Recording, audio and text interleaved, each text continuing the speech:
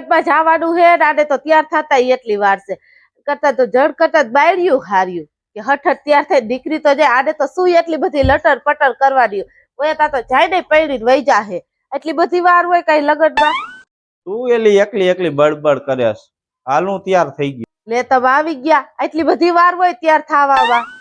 ઓય જાય ને પૈડીને વઈ જઈશ હાલ હવે લગ્નમાં જવું હે ને હું તૈયાર થઈ ગયો લગનમાં આવું હોય તો ભલે આવો પણ હું કહું ને કાન ખોલીને પેલા હા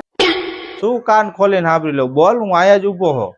મને ખબર જ હતી કે તમારે આટલી બધી તૈયાર થતા કેમ વાર લાગી કેમ કે લગનમાં ત્યાં બાયું અને સોડિયું હબુ જોવા થાય ને એટલે જો તમે એકય સોડિયું હબુ બાયું હબુ જોયું ને તો લગન ટાણે લગન થતા હશે અને આપણે બેને બાજવાનું થઈ જશે